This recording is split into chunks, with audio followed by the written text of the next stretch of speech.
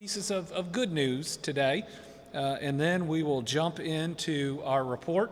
I will start by telling you one of the most exciting things about our COVID report is today we are now under a 4% positivity rate. That is moving in the right direction at a time when we are giving guidance, especially to school systems, about how to at least get back to a hybrid model starting on September 28th. But first, a number of really important things going on in the state. We'll start with our Fast Four at 4. The first is continued local government grants to deal with the coronavirus. We're announcing additional reimbursements for our hardworking local governments. Yesterday, we announced more than $3.8 million more for Northern Kentucky.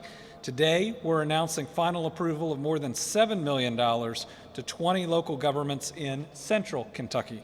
They include Bourbon, Clark, Clinton, Marion, and Russell counties, and Burnside, Graymore, Devondale, Harrodsburg, Hillview, Lancaster, Mount Washington, Newcastle, New Haven, Nicholasville, Parrish, Shepherdsville, Simpsonville, I forgot, I'll slow down a little, Versailles, West Buchel, and Whitesville.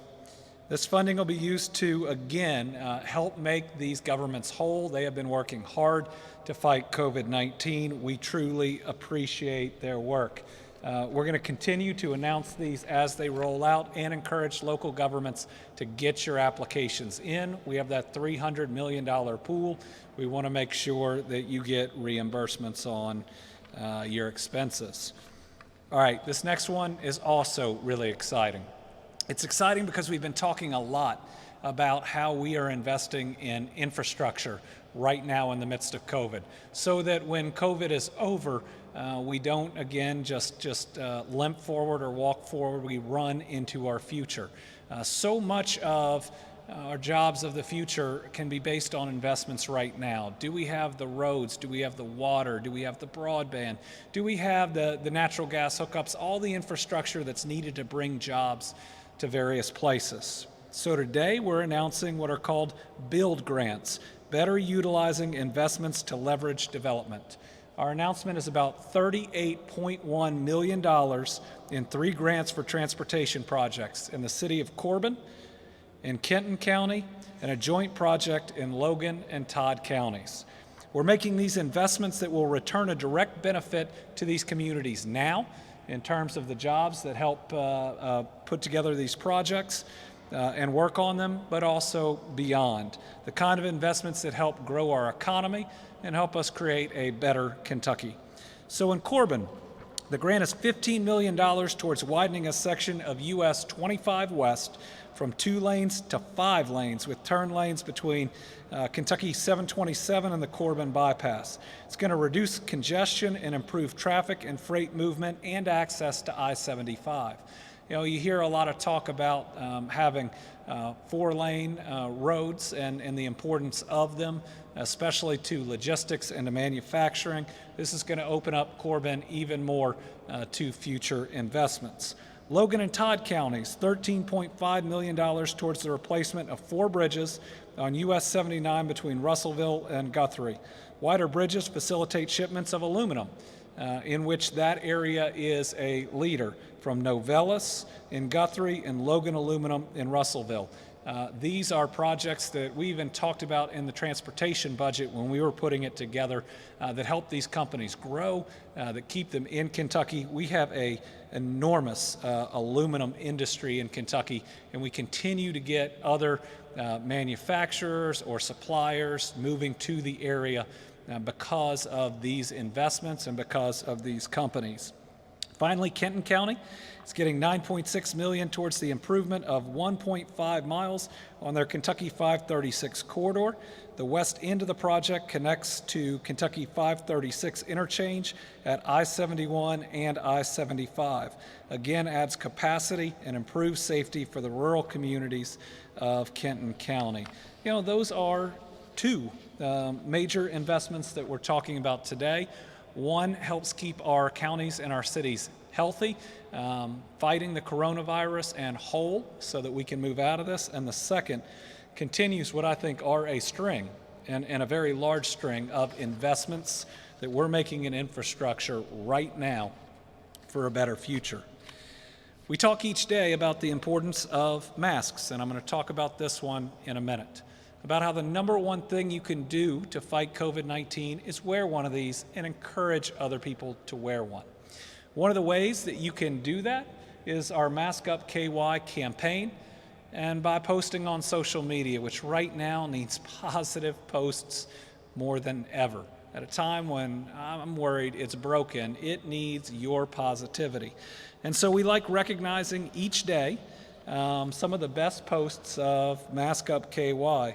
This is Michael Benson from EKU talking about the SGA, talking about masking up, and showing us some good social distancing on a college campus. We appreciate his leadership. All right, so this is a little different. This is the reason she doesn't have to have one on right now. This is National Online Learning Day.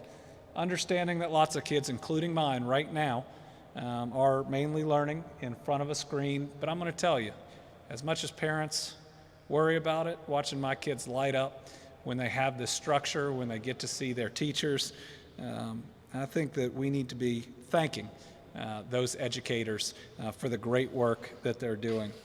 And finally, this is going to lead into our next piece. We showed this yesterday. This is David Turner. David Turner has now spoken in this rotunda several times. This is his mom in a post about David, who has a rare form of brain cancer. And for David, people wearing masks is more important than for most other Kentuckians, because it helps protect him.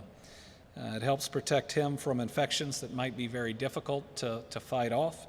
And David is a special kid where his family never knows exactly how many days they might have with the person they love most in the world. And so it is not a lot to ask for each of you out there to wear a mask to ensure that these parents and this child get as much time together as possible. Now, David is amazing. Remember, he came here to talk about wearing a mask. It was his choice. He asked to do it. I was really excited to say yes. He is a very, very special kiddo. Okay, and in David's honor, today we're recognizing Childhood Cancer Awareness Month. Today I want to support and recognize a special group of individuals in Kentucky who are some of the most vulnerable in our fight against COVID-19. This special group is our state's youngest cancer fighters. This month and every September, we stand in solidarity with these children and their families during this month, Childhood Cancer Awareness Month. Childhood cancer is the #1 cause of death by disease for kids in our state, in our country, and around the world.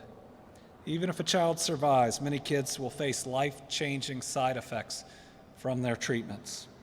1 in 285 children will be diagnosed with cancer in the United States, nearly 15,000 every year.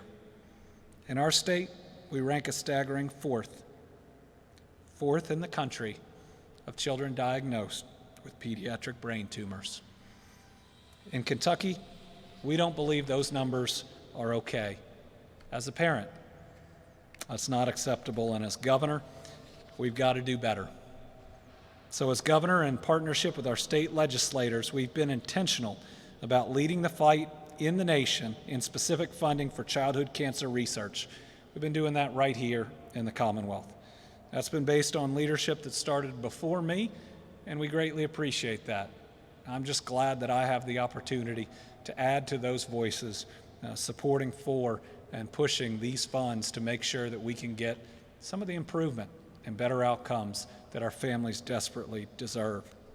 Through the Kentucky Pediatric Cancer Research Fund, we are able to give all Kentucky children access to less toxic immunotherapy for leukemia and solid tumors, new treatments in Ewing sarcoma, and earlier and less invasive diagnostics for relapsed leukemia.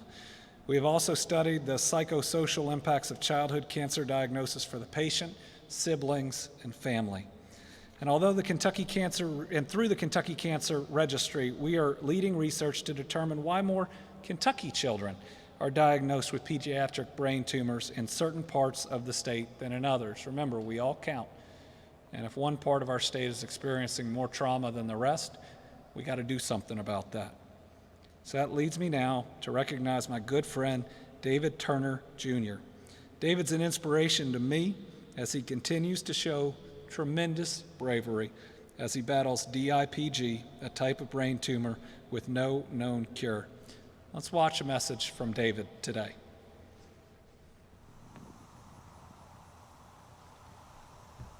Hi, my name is David. I have cancer. Hi, my name's Aiden, and I'm David's cousin and best friend. Childhood cancer is important to us. We need your help to spread awareness because kids get cancer too. So this is David's mask. I've worn another one that he's made before, but this is one that he and his family asked for us to wear and to promote to make sure that we are recognizing this month and that we are masking up to protect David and kids like him. Today, I wear my mask for David and every other child suffering from cancer that need us to ensure that they don't have to battle a virus while dealing with the condition that they are already fighting. Let's do our part. And in honor of David and all of Kentucky children battling cancer now, our survivors and their families, I've signed a state proclamation for September as Childhood Cancer Awareness Month in the Commonwealth of Kentucky. I'm sending the pen I used to sign it back to David Jr. And his cousin, who we met there. All right, with that, I'm going to ask Secretary Freelander to give 2 updates from CHFS. Again, both good news. Then we will have our COVID report, have 1 update on restaurants and bars, and then open it up to questions.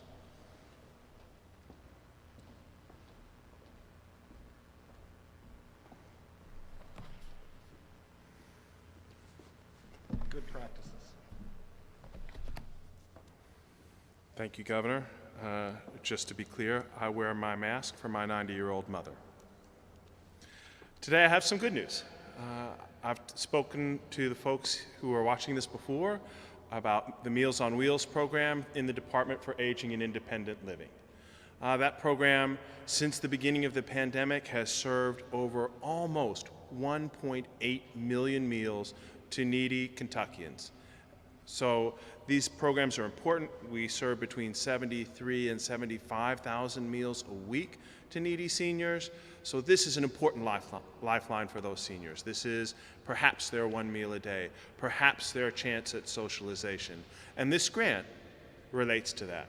This grant is a grant for emergency preparedness. And September is National Preparedness Month. And we received a grant of almost $1 million, $999,999. I kid you not, somebody donate $1 to any of your local senior centers. And what this grant does is it helps us learn. In Kentucky, this is an emergency preparedness grant. And we often have the emergencies that we normally think about in Kentucky, tornadoes and floods and ice storms and things of that nature. So what this grant helps us do is it helps our senior centers prepare for those times when there are those localized disasters to make sure that there's a plan in place for seniors to get meals.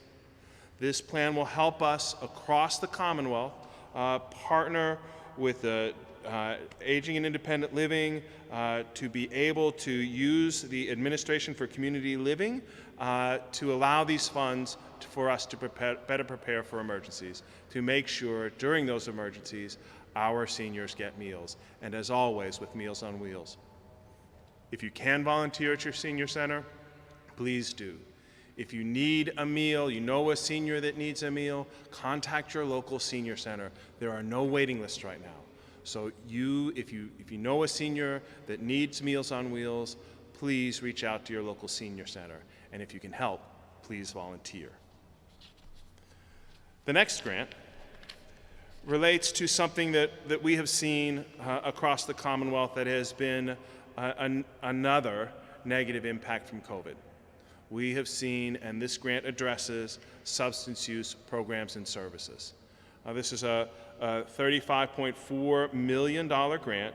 It's called the State Opioid Response Grant, and it builds upon what, again, I think I have tried to address before. It's called the CORE program. This CORE program is run by the Department for Behavioral Health Services, and this grant will help us provide more evidence-based services. We've already served over 110,000 people with recovery services. We've served 130,000 youths in schools to help stop and not begin addiction issues.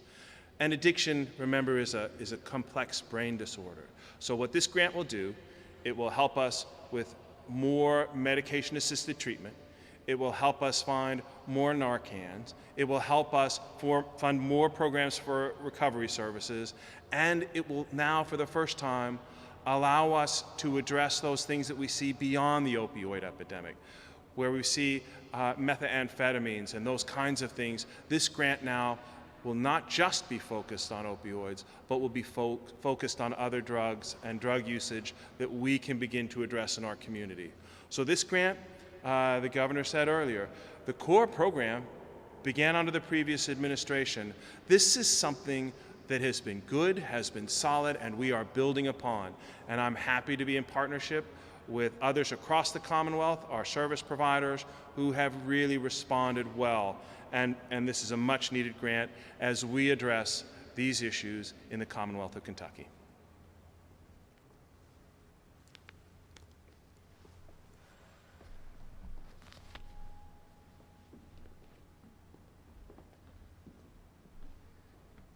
We know in the short term we've got to defeat COVID, but we also know in the longer term we've got to defeat addiction, and we've got to help our people out of this other crisis, and that so many people out there are suffering. And much of the future of our state will depend on how many people we not only keep healthy during COVID, but we keep healthy when we emerge from it, when we keep out of the grasp of addiction, or we can pull out of the grasp of addiction and help rebuild those lives. Let's remember that those suffering from addiction aren't meant and shouldn't be judged. They should be helped. They are people's children, they are people's parents, and we need them to get better, and we need to help them get better. All right, our COVID report today is 745 new positive cases of COVID-19. 95 of those are children under 18 years old. While those are more cases than we like to see, based on significant tests and testing that we are continuing on a day-to-day basis, our positivity rate is now under 4% again, just barely, at 3.97%. New cases by county include 131 from Jefferson, 57 from Fayette, 50 from Logan, 49 from Warren, 32 from Madison, 29 from Hardin, 18 from Kenton, 17 from Davis and Oldham, 16 from McCracken, 14 from Boone, 11 from Shelby and Taylor, and 10 from Barrett and Bullitt, and the rest of the list will be online. A lot of counties with 9 or 8, and for some of those counties that may well be a jump. Remember, you can also go to the website and look at the incident map that is being provided for everyone's information, but also ultimately to help make decisions on a county level and for schools, and that classifies counties from green to, thankfully, you're not seeing that many cases right now, but know it can happen pretty quickly, to yellow, which means they're at a higher level, to orange, which you ought to be really concerned when it hits orange, to red, which means a lot of steps at that point need to be taken. We're also reporting today that we've lost 9 additional Kentuckians. Again, we are going to see higher numbers as we have higher number of cases. They include a 93-year-old woman from Kenton County, a 48-year-old man from Jefferson County, a 65-year-old woman from Jefferson, a 73-year-old man from Jefferson, an 88-year-old man from Warren, a 90-year-old man from Bullitt, an 83-year-old woman from Hopkins, an 84-year-old man from Warren, and a 94-year-old woman from Jefferson County. Of the areas that we provide updates on, the major jump today was just in long-term care facilities. This dealt with especially one facility reporting 18 new cases on Saturday that were verified today.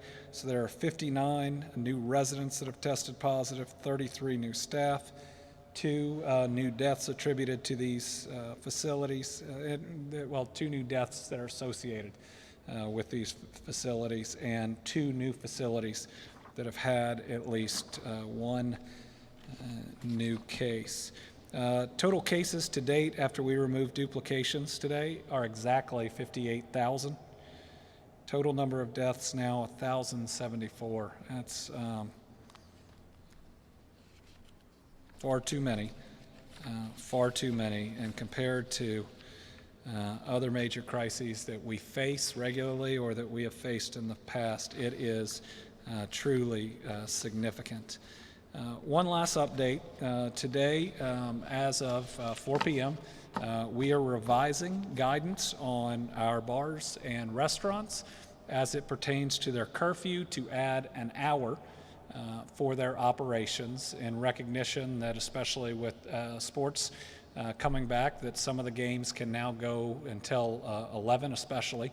So as of today, the last call, last service will move from 10 p.m. to 11 p.m. and the facility needs to be closed by midnight. That gives people time to finish up and to get out and to make sure that it's being done safely. That was a specific request from those in the restaurant industry. We thought it was reasonable. But again, let's make sure that whether you're in that industry or any other that has some rules and regulations, that you're trying to do it right, that we're not trying to find a way to get around it. That just not only hurts you and your facility and the people that come to it, but it hurts everybody around as well. All right, we will open it up to questions. We got a packed house in here tonight. We started over here yesterday, so start with Nick today. I just wanted to see if you could give a quick update on unemployment numbers, kind of where are we sitting at? Unemployment numbers. I'll ask my group to get the printout for me. I know we sent over 700 of the determination letters yesterday, which is our largest single day of those most complicated cases. I believe we're under 2,000 from March at this point, but let me get those and we'll read them out in full to you. I believe that there are but this goes all the way up through the end of August, and we're only a couple weeks into September, but about 80,000 claims that have been filed up through August 31st. Again, if there are a lot of August claims, there hadn't been a lot of time to deal with them that are still pending, but over 1 million claims that we have been through, have been able to act upon, and billions of dollars paid out. Catherine? What are your thoughts on the settlement agreement reached between the city of Louisville and Breonna Taylor's family? So I learned the details of the settlement between the city of Louisville and Breonna Taylor's family the way that everybody else did, by watching. At least I was able to watch part of the news conference. 2 things that I'd mention. One is a settlement is an agreement, and that means both the city of Louisville and Breonna Taylor's family agreed that this is a positive step, at least in part, that both agreed was a right step to take. The other is it's not done without legal counsel. The county attorney in Jefferson County has been a prosecutor, has been a judge, has been a trial attorney, and he has significant experience. I believe that what the city said is that they entered those negotiations because they thought it was the right thing to do and because they care. And I think that the family acknowledged that it was a step that shows that the city does care. Now, I know that there are still other pieces, other issues that are out there that people are awaiting, but those are my thoughts, at least having seen it, about an hour and a half ago. There's a question here about Dr. Stack in his presentation said schools are required to report the learning format that infected students were studying in-person, virtual, hybrid, but he said the information won't be on the dashboard. Why is that? I believe it has to do with how much information on an individual student that you provide so that the student themselves cannot be personally identified. What you try to do is provide enough information to allow everybody to make the best decisions possible, but the school providing updates to their parents have the opportunity to provide some of that information. Certainly the contact tracing is very different depending on it. Remember our dashboards, this is just a start, and there is a limit in how much information you can get on a dashboard before it doesn't become the dashboard. It becomes the really long report that we put out. Tom? President Trump issued an executive order over the weekend that deals with drug trafficking. And I was just wondering, especially most government agencies pay for drugs. And I was wondering if there's been any ability yet to assess what that might mean to the state Medicaid program. So the question is about an executive order the president signed on pharmaceutical prices and what it might mean to the Medicaid program or others. We have not gotten any information that would suggest any amount of savings. I will say that pharmaceutical pricing is out of control. You look at the jumps year over year over year, and people cannot keep up, nor can the government. This is a part of our healthcare system that, to me, is broken, and there needs to be some serious and significant action on it. We don't see some of these giant increases in other countries, and we shouldn't be taken advantage of. Now, we got pharmaceutical companies out there doing great work on a vaccine, and we got pharmaceutical companies out there that are creating drugs that help us live longer, and I know that they have costs that go into them. But what people have to pay for insulin, for instance, is outrageous, just absolutely outrageous. And there is, companies should get a profit for when they make these things, but we cannot ask people to pay what they are being charged, and I will welcome any help to get there. As Attorney General, I try to take direct action on it. I know there's still a 50-state investigation on generic pharmaceutical pricing and whether there are antitrust actions occurring. I believe that there are. But again, we're really focused on COVID, and some things we do are paused. But in the long term, that's an area in providing health care, affordable health care for everybody that we're going to have to see some real changes to. Joe? Part of the Breonna Taylor settlement today with the city agreed to certain policing reforms, like an extra approval process for search warrants and increased drug testing for officers who were involved in the shooting. Have you had time to look at some of the reforms that Louisville implemented in the settlement, and we need to look at some of those on a statewide level? The question is on the settlement between the city of Louisville and Breonna Taylor's estate. I think is how it's set up. There are certain there are certain, you could call them reforms, you could call them improvements to policing that are included. Some deal with how warrants are I guess it's not how they're issued. They're still issued by a judge, but the approval process that goes into them. I think that there are certainly areas of improvement. Some may be these, some may be others that we can and should talk about on the statewide level. And I think that we would see support from multiple sectors in law enforcement, those calling for changes. And I think the process that go into warrants, the training of who issues certain types of warrants, the use of force. In Kentucky, we don't authorize chokeholds. That's not something that is taught to our law enforcement. I think that there is a lot of ground in which there can be discussions about improvement, and I think that our law enforcement would be one of the first to say if there are areas that there is grounds for discussion about doing things better. We all want to improve. Lawrence? if you were still Attorney General investigating the Taylor case, if you wanted this settlement to wait until your investigation was over? The question is, if I was still the Attorney General and I had the Taylor case, would I want this settlement to occur now or after the analysis is over? Not having the case, it's impossible for me to give an opinion on that. You know, our goal when we got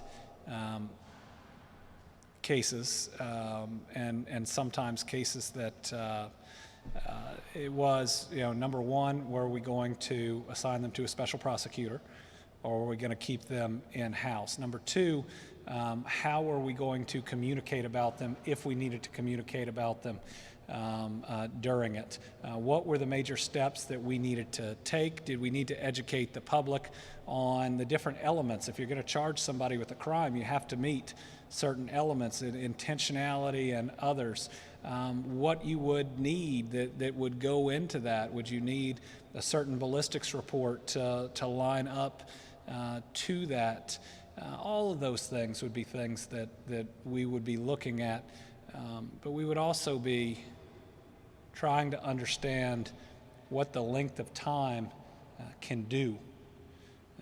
And here I think that's been a cause of concern. But I say all of that having not seen the case file, not being the Attorney General, and I think that's important for me to note. Sure. Do you think this puts additional pressure on Attorney General Cameron to have her released at this point? Do I think that this puts additional pressure on Attorney General Cameron? I hope that the Attorney General is feeling pressure, and I don't mean that negatively. I mean pressure to get this done, pressure to get it right, pressure to explain any decision or process properly to the public. Those are all things that any Attorney General ought to want to do. And here it is a very high-profile case and situation. People are watching it very carefully, and so I think that there ought to be positive pressure to get it right. In regards to the curfew on bars and restaurants, how do you come to the conclusion that one is necessary, and what goes in your thinking as far as the actual specific times? I know we've had this in effect for a little while, but what's the justification for having a curfew and having it last call 11 and closing everything down by midnight? The question's on the justification of having a curfew and how you set it.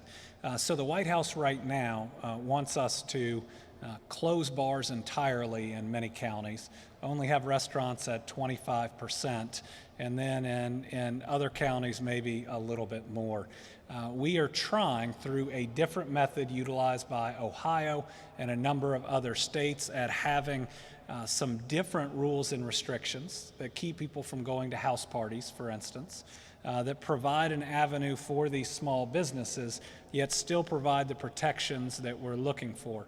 What we see as the night goes on is that adherence to the rules and the best practices can get more lax, and ultimately we believe that the spread occurs more later, especially. And so we're trying to find that right zone where we can give people an avenue if they want to go out to eat, if they are otherwise going to go to a house party, to be at a place, to hopefully be at it safely, and to get them in and then to get them out at a time where they're still in a good place to be following those rules and guidelines. It is an imperfect science for sure, but it's one that's being followed in numerous states, not just ours, and we've been able to watch how it's occurred in other places.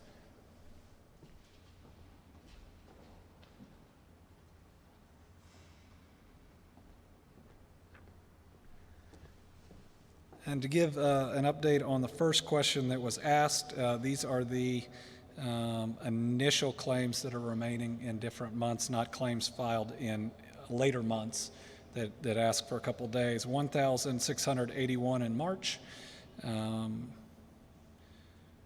9,304 in April. These were the initial ones. Again, there's later pandemic ones and ones that are filed. 12,154 in May, 10,077 in June, 9,663 in July, and 8,580 in August. Now, those do not include ones that may be filed the next month or even the month after that then ask for days that are in that. They also don't include people who may have been denied but then apply for pandemic. And we got all those numbers we can get to you too.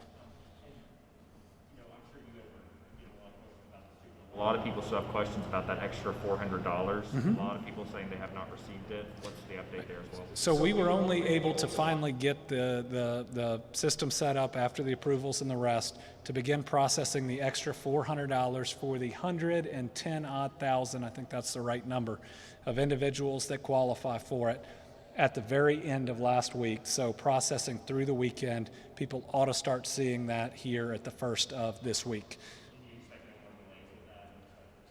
We expect those payments to begin going out. We don't expect them all to go out at the same time, but we expect, given the time that we put into it, for those to not be delayed. Now, there may be people who think they qualify for it that don't, and we may have to have communications there. There may be people potentially that have been marked as not qualifying for it that do, and we'll have to work through all that. But I think for the vast majority, those dollars are going to get out hopefully starting.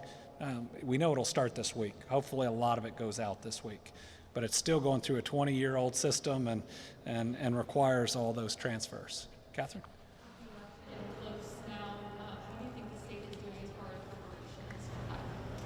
As the election is close, how is the state doing on preparations? I think our state is doing really well on preparations for our elections. We have ballots being printed right now that are going to go out for the absentee.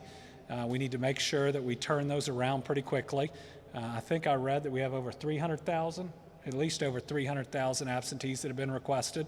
So people are watching. If you'll put up how people can request an absentee ballot, we always want to make sure that if they're concerned about COVID, they can do it. Our Secretary of State, our Board of Elections is working really hard on finding creative ways to get poll workers. If you are a lawyer, you can now get an hour and a half of CLE by serving as a poll worker and being someone that used to have to get CLE and will in the future. I think that's a really good idea. I'm pretty confident about how our elections are going to go. More ways than ever. Early voting, when it starts, is going to be, I think, a great thing that allows a lot of people to get through. I believe if we don't have the largest turnout we've ever had, we're going to be pretty darn close to it. Have I requested the activation of the National Guard for potential protest in Louisville? I have not. Am I aware of an activation timeline? I have requested from the Attorney General's office 48 hours notice if Louisville believes that the National Guard may be needed of any pending decision. Tom.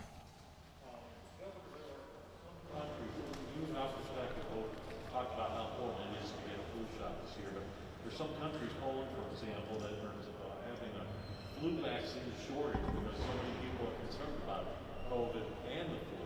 So I was wondering if you had heard any word about a shortage here in the United States or in Kentucky. The question is, have we heard about any shortage in flu vaccines here in Kentucky?